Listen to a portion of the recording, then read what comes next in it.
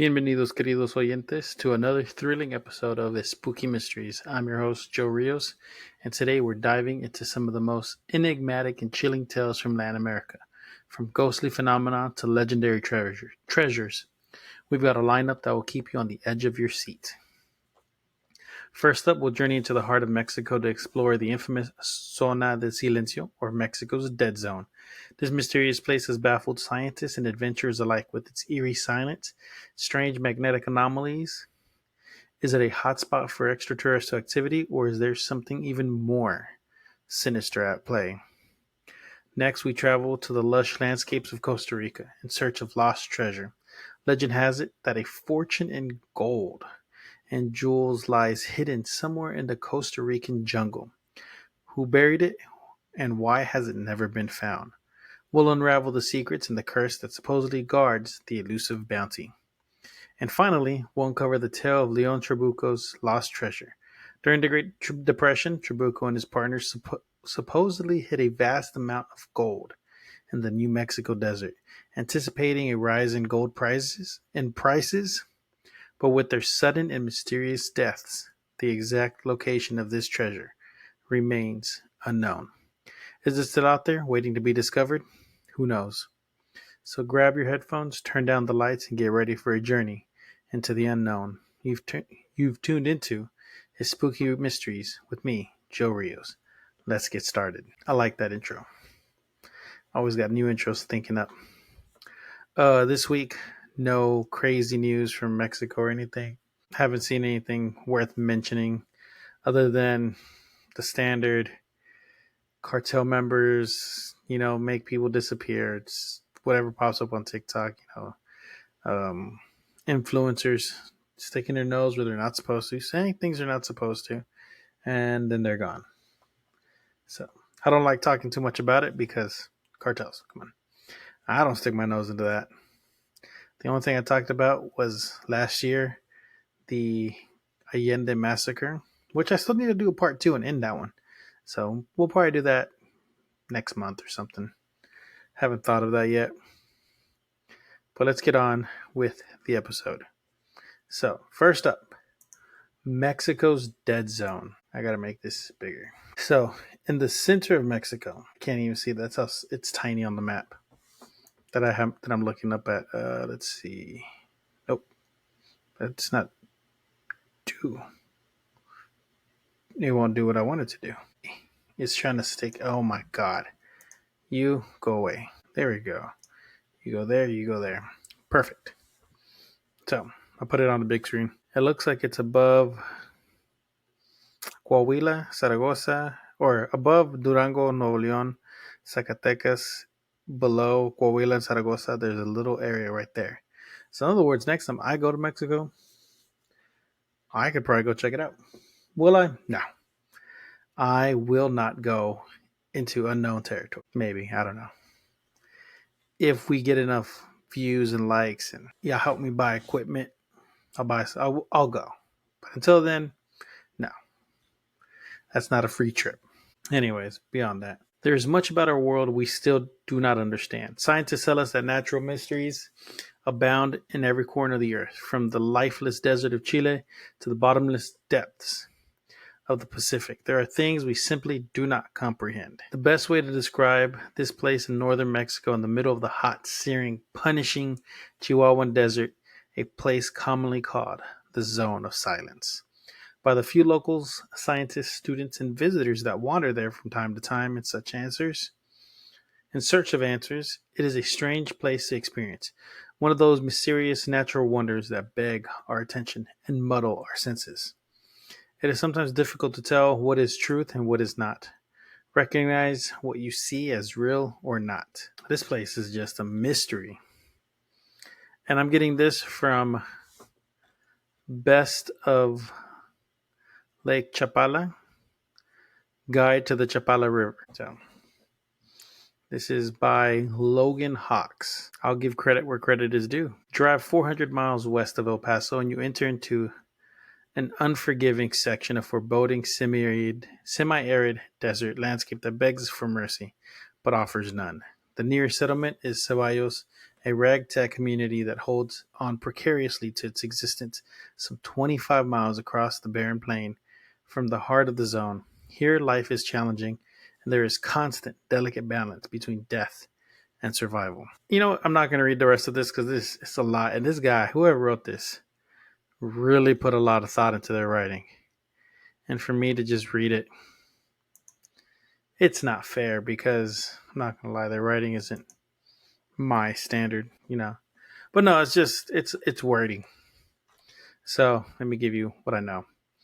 In the 1970s, a faulty American Athena missile fired from the White Sands Missile Base in nearby New Mexico went off course and inexplicably crashed into the mysterious desert region and made the world aware of the unique and apparently unusual properties of the area. Air Force investigators went there with the Mexican government's approval, journeyed to the crash site, and made an unexpected discovery. Within an unspecified and sometimes shifting area within the zone, radio signals fail to travel through the air, creating a type of dark zone. No television, radio, shortwave, microwave, or satellite signals seem to penetrate this zone. The name Zone of Silence was quickly adopted, and after that, scientists could not stay away. This is basically Mexico's Bermuda Triangle, and this place is keeping mystery alive. I heard a noise. Had to get some water. Talking so much. So let's pull up another screen real quick. Until then, I'm actually going to read that. So the Mexican government has since constructed a research complex in the zone. A place the scientists assigned to call they're called the biosphere. The primary purpose of the research facility is to study the plant and animal life of the unusual region, but rumors have it a lot more research is going on there than meets the eye. In other words, Mexico's Area 51. It turns out there may be some natural anomaly. I don't know why when I read that I couldn't pronounce it. Anomaly.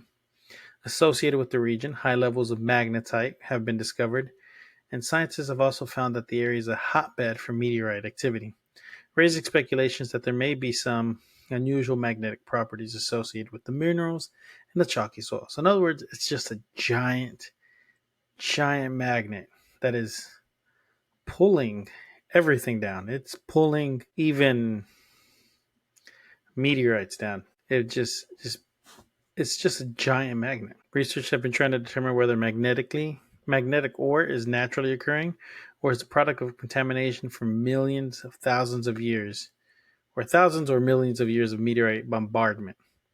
And if the high magnetic properties are a result of natural causes, could this be the reason that so many iron-rich objects from space find their way to this remote location? So is it so magnetic that it's just pulling down meteors? Everything has been spotted here, from the unknown, UFOs, everything. Theorists are quick to point out, whenever I do this because I'm suppressing a yawn, is geographically located just north of the Tropic of Cancer and shares the same latitude south of the 30th parallel as the Bermuda Triangle. A fact scientists point out is probably a simple coincidence. In fact, scientists at the Mexican Research Center have dubbed the region the Mar de Tetis, or the Sea of Thetis, because at one time millions of years ago the area lay at the bottom of an ocean. What's been seen there is floating orbs, burning bushes, flying saucers, aliens have all been reported with a degree of abundance considering the sparse population of the region. Ranchers of the area report the night sky is often filled with mysterious lights, and they have reported floating aircrafts that allegedly land vertically in the desert, often causing brush to ignite and catch fire. There have been reports of encounters with strange humanoid creatures. One ranch family claims they are regularly visited by a trio of long-haired humanoids, 2 males and a female, that speak perfect Spanish. As the story goes, the visitors only ask for water, never for food or other provisions. And when asked once by the rancher where they came, they reportedly answered, from above. So man, even the aliens are white. Pinches gringos. Can't even get Mexican aliens? I mean, they speak Spanish, so it could be Spaniard. You know who's a tall, blonde humanoid? What's her name? And she's coming out in that new movie, not Fury Road, Furiosa. What's her name? Cast. Anna Taylor-Joy. She could be an alien. Isn't she Argentinian? She's from Miami. Buenos Aires. Born in Buenos Aires. So she is Argentinian. We've discovered it. She's one of the aliens from Mexico that went to Argentina. Because there's a lot of alien activity over there too. Went into the movies and is now a famous actress. We've unraveled the truth about this woman, Anna Taylor-Joy, 28 years old. Lies. That is what they tell us because she's an alien. It's 2,800 years. I've gone off the deep end. Don't listen to me. But yeah, so this place is it's basically the Skinwalker Ranch meets Area 51, just in Spanish. That's a lot of craziness. That is a lot. Okay. There's other things too. There's other sightings. A Mexican pilot named Francisco Sarabia reported that in the 1930s, when he flew over the zone, his radio had suddenly and mysteriously failed to work. Similar claims followed in 1969. The Allende meteorite fell in the zone and fueled the stories. But before that, large meteorites fell there in 1938 and 1954. Yeah, there's more about the tall blonde aliens that speak perfect Spanish and ask for only water. And she speaks perfect Spanish. She's one of them. In 1975, Josefina and Ernesto Diaz were looking for fossils in the area when a sudden flash flood left them trapped in their car longer than normal. While they were trying to move their car, they were surrounded by a group of tall blonde men that looked almost yellow, and the group pushed the car with ease. Once the car was able to move, the couple wanted to thank the men, but they were nowhere to be seen, almost as if they had vanished. Josefina and Ernesto did not even see a single pair of footsteps, so they just disappeared. The last part of this is Benjamin Palacios said that when he was 12, he saw lights appear from above and completely encircle them. He was with his brother at the time, and when they got back to the ranch, they realized they had completely lost 2 whole hours. With no recollection of anything, Palacios says he has never been sick and believes it is thanks to the living in the zone. There's just a lot that goes on there, man. I have to sneeze. I can hear the wind behind me. It's windy. It's been windy for a while. There's just a lot of crazy weather happening. Okay. We're going to do this in one take. One clean take. So that one is done. Let's move on to... I keep looking down because I'm also playing a game on my phone. So it's Monopoly Go. I love that game. So before we travel stateside, let's go to Costa Rica. Now this one... Oh my eye. No, rub your eyes. It's bad. It's horrible for you. Okay. Actually, you know what? Okay, never mind. I got it. So, this is the lost treasure on an island in Costa Rica. You'll never find it's a treasure that you'll never find that's worth over $1 billion. That's $1 billion, okay? Located 340 miles southwest of Costa Rica, the UNESCO World Heritage Site has been a part of Costa Rica since 1832 and is filled with dense tropical rainforests. It is an enchanted island, having heard so many pirate tales. It's a tropical island with mystery, and it's this tropical island. It's basically Jurassic Park's Isla Nublar. How that looks, that's what it's supposed to look like. It's Treasure Island all in one. So this mystery has confounded explorers for centuries. There are estimated $1 billion worth of treasures hidden throughout the island. It all began in 1820 when Peru started a war against the Spanish Empire, colonizing the Americas. The Argentine general José de San Martín planned to invade Lima, and the Spanish viceroy decided it would be best to remove all the area's riches out of the war zone for safekeeping and return when safe. Some of the words are like, look, planning to attack. We don't want them to have our gold, our silver, our jewels, none of that stuff.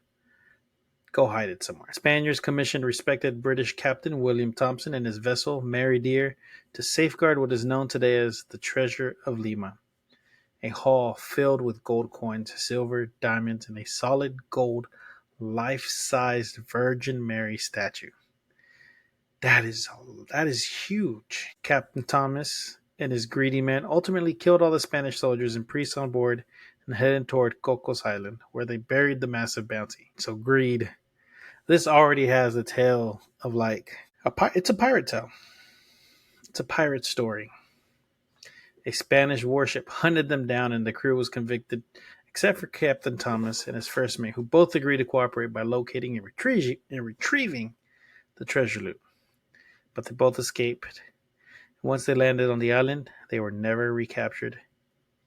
So they got out. They were men of sea. So as soon as they got to the sea, they booked it back to the island, disappeared forever. Hundreds of explorers have since tried to locate the treasure, but have failed. Early expeditions were mounted by a man named John Keating in 1844, who was supposed to have befriended Thompson. On one trip, Keating was said to have retrieved gold and jewels from the treasure location after receiving a map from Thompson. Upon his deathbed, it is rumored that he shared the following inventory that was documented of the treasure. One chest containing altar trimmings of gold cloth, with canopies, monstrances, chalice, all coated with gemstones of up to 1,244 pieces. One chest with 2 gold relics contained 2 gold relic containers weighing 120 pounds with 624 topaz, carnelians, emeralds, and 12 diamonds. Chest number 3. One chest containing 3 relic containers of cast metal weighing 160 pounds with 860 rubies, 19 diamonds, and various other gemstones. Can I not count? This is number 4. Containing 4,000 doubloons of Spanish marked 8 124 swords, 5,000 crowns of Mexican gold, 64 daggers, 120 shoulder belts, and 128 round shields. Think ammunition shells. It's shields. That's a lot. Number 5. One chest containing 8 caskets of cedarwood and silver with 3,840 cut stones, rings, offering plates, and 4,265 uncut stones. That is a lot, and we're still going. And after that, there are 7 more chests containing 22 candelabras in gold and silver, weighing approximately 250 pounds, and 164 rubies. One 7-foot solid gold statue of Virgin Mary and Baby Jesus, weighing 780 pounds, rolled on her gold chasuble adorned with 1,684 jewels, including 4-inch emeralds, 6-inch topazes, and 7 crosses made of diamonds. Golly, that is a lot. Okay, so let's just see how much the statue is worth. Just the statue, just the biggest thing there is there. Okay. 780 pounds of gold. What is that worth today? How much is 780 pounds of gold worth? 22,500. I feel like it's more than that. Gold cost per pound calculator. Let's see. What's the cost of gold? It's constantly fluctuating too. Okay, we'll take this number. 2357.50. Weight is, let's see, it didn't say. Actually, it does say right here. That much weight. Gold cost per pound. Oh man. So no, it didn't give me the weight. It didn't give it to me. That's, you know what? I'm going to go to a different website. Weights, not troy ounces. We want pounds. 780. Calculate. Yeah, okay. So in America, 780 pounds of gold is 26,500. No, wait. That's a comma. 1, 2, 3. 26,529,913. Golly. So, how many of y'all want to go to Costa Rica for summer? If we find it, look, the Virgin Mary statue of Baby Jesus I'm leaving. That's just sounds like bad juju. Me being Catholic, or if anything, I donate it to the church. I couldn't donate it to the church because then like the Vatican would swoop in and take it as an ancient artifact. I'd probably just like do the Mexican thing and have it in my yard. But the candelabras, the 250-pound candelabras in gold and silver, that's worth some money. We'll take everything else. I'll split everything else with y'all, but I'm keeping that. Keeping it. That's a lot of money. Jeez, what would you do with $25 million? Man, I'd be happy with like $500,000. That pays off a lot of debt. That puts me in a good place in life. Like a good place in life. I'd still have to work, but I wouldn't have to stress. I think that's everyone's goal. Anyways, back to the story.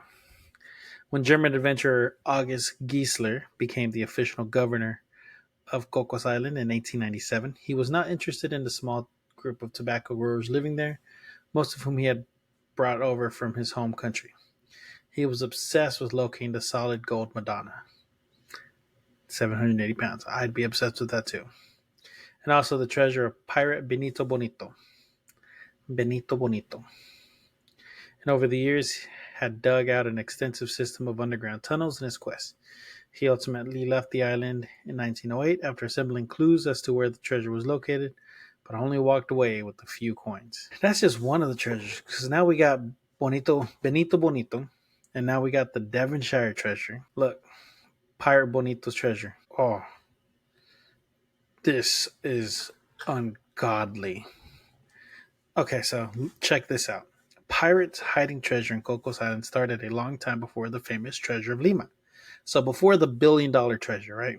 In 1918, British naval officer Captain Bennett Graham commanded the HMS Devonshire for a coastal survey in the South Pacific. He ended up changing careers to be a pirate after hoarding over 350 tons of gold from the Spanish galleon he raided during his duties. The captain and most of his crew were ultimately arrested and executed for their actions. One of the ship's surviving members, Mary Welsh, who was sent to the penal colony but was later released, said she saw Captain Graham and his men bury the treasure on Cocos Island. With locations, bearings, and memory of the exact location, Welsh led an expedition to the island, but after many storms, the landmarks she remembered were long gone. Ooh, Mother Nature is a big old B word. Gotta keep this ad friendly in case one day I get ads on these. But man, with the career of pirating over 350 tons of gold and burning Spanish galleons in 1918, Benito Bonito is rumored to have buried his treasure in a deep tunnel in the Wayfair Bay area of Cocos Island. His biggest mistake was when he allowed two Englishmen to join his team of pirates several years later. The two men were captured and sent to prison, and they snitched.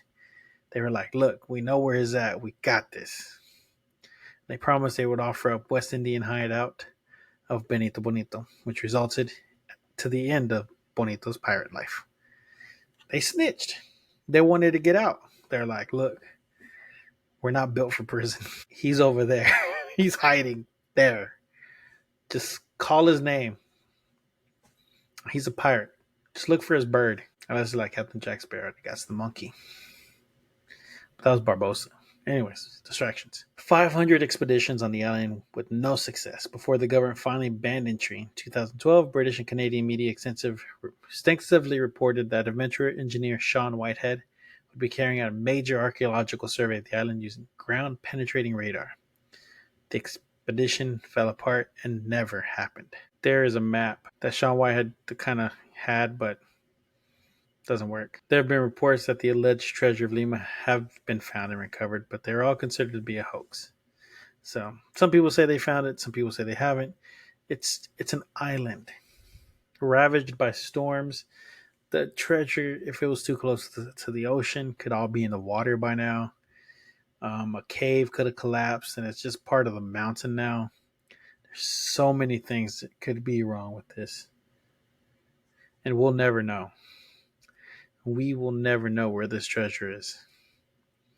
Now, unless somebody got some money and we go look this up, we got this. But the island is pretty much sealed off because the Costa Rican government doesn't want people going there and destroying the island looking for treasure. So you can go there during the day, not at night. Um, the presence of overnight visitors is strictly prohibited. The area can only be accessed by expensive scuba diving, live aboard boat trips. Only park rangers living in ranger stations are authorized by the Costa Rican government to stay on the island while performing their duties and protecting the nature reserve. So that is Costa Rica's treasure that you will never find. But I say just a Madonna, just the Virgin Mary statue alone is enough to cover the fines. Is enough to cover the fines and risk of jail. Like, hey, look, you keep this. Let me keep like two chests, three chests to split. My 4-man crew. We split the chests. Y'all keep the big thing, and we dip. It's as easy as that. So let's round this out with in the States. This one's one that I've heard about a long time ago. This one is in New Mexico. But a Mexican businessman, León Trabuco, buries 16 tons of gold in the New Mexico desert and then dies before telling anyone. There's been a couple of times where billionaires, millionaires have done this in real life. One guy hid a bunch of, like a small chest worth a small fortune, a couple $1,000,000 in the desert. I want to say, no, maybe the California in the mountains. I don't know. I can't remember exactly where. But he wrote a book afterwards, and in the book were ciphers and details, and you had to figure it out, and it'll take you right to it. And no one had found it for a very long time until one day somebody smart enough figured out the ciphers in his book, and they're like, it's mine. And they found it. It was on the news for a while too. Oh, it's got a notification. Again, bad weather. It's just raining every weekend that I have off for some reason. It just rains. It's no fun. Anyways, back to this. Farmington, New Mexico, 1933. In the heat of summer, a pilot named Red Moser, maybe, I don't know. I pronounce it in French, landed several mysterious flights in the desert. There he was met by a Mexican millionaire named León Trabuco. It is believed that Trabuco and 4 other men were quietly buying up much of Mexico's gold reserve to resell in the United States. When the price went up, Trabuco was convinced that because of the Great Depression, the United States would soon devalue the dollar, and gold prices would skyrocket. But the chance to make huge profits carried huge risks. The gold had to be smuggled into the United States. If the men were caught, they were facing prison. Makeshift Mexican foundry, gold coins, and jewelry were melted down and cast into ingots. In less than 3 months, the partners had collected almost 16 tons of solid gold. Trabuco searched the U.S. for a safe place to hide the illegal treasure. When he couldn't find a suitable spot, he decided it would be smarter to bury the gold. Legend has it that Trabuco chose a sparsely populated region of New Mexico near the Ute and Navajo Indian reservations. Red Mosier allegedly made 16 flights carrying 1 ton of gold each, pickup trucks, then transported it to the secret burial site. Trabuco never revealed the location to his co-conspirators, and he never made a map. So this dude went out to the jungle, or not into the jungle, went out into the desert of New Mexico and buried gold. 16 tons of gold. So there's a map of where it is. But the crazy part is the map shows where the plane landed, mountains, and building. And somewhere within that triangle is the gold. And this triangle may look small, but it covers miles and miles and miles of land. You're never going to find it. Records indicate that the final shipment was delivered on July 14th, 1933. 6 months later, the Gold Reserve Act of 1934 became law, and the price of gold soared overnight. The men's potential profit increased by $7 million. The group decided not to sell because they're greedy. They wanted more money, hoping the price would go even higher. But they were not aware of an executive order related to the Gold Act. It declared that after January 1934, private ownership of gold within the U.S. was illegal. According to treasure hunter Ed Foster, the partners had missed their chance to strike it rich. FDR put into effect the gold embargo that takes gold off the market and makes it illegal. So consequently, these 5 men from Mexico, they had 20 tons of junk. It was not worth a dime because they couldn't sell it for anything. That sucks. The gold seemed to bring bad luck. Within 5 years, 3 of the partners had died untimely deaths over the next 2 decades. Trabuco was unable to sell the now illegal gold. When he died, he apparently took the secret location to his grave. Yeah, I mean, if it's worthless, kind of doesn't matter, right? 35 years afterwards, Ed Foster searched for Trabuco's treasure in the desert around Farmington, New Mexico. He's convinced that he found the 1933 landing strip used by Red Mosier on a plateau called Conger Mesa. I believe that Conger Mesa is where the plane would adjust, come in, land. I met this Indian lady that couldn't speak English, so I got an interpreter. She said she had watched that plane land there many, many times. So it could be that plane. Ed interviewed another Navajo woman who was 6 years old in 1933. Said she remembered several Mexican men who lived in the reservation. They would be very unusual for a Mexican to move out here. For a Spanish or a white man to move out here and live would be unheard of. 20 miles west of the mesa, near an old Navajo home, stands a building unlike any other on the reservation. Ed believes it was built by men Trabuco hired to guard the gold. The house has windows and a large front door and a back door. It had a veranda. To me, this house would look good in Tijuana, but not on the Navajo reservation. Ed also found another intriguing clue, a date and some words etched in the face of a stone outcropping. He calls it Shrine Rock and believes it may be the key to finding Trabuco's treasure. It reads 1933, 16 tons. Ed is sure the gold is buried somewhere within the triangle formed by Conger Mesa, Shrine Rock, and the Mexican-style home. Ed is a renowned treasure hunter, Norman Scott, to make detailed survey of the map. Or he asked renowned treasure hunter. It's just something that they'll never find. One guy's like, I'll do it. But man, if, I don't know, New Mexico might be worth a visit. I don't know what to see. These are crazy stories, man. I don't know what to say. Like some of these I really don't know what to say because they're real.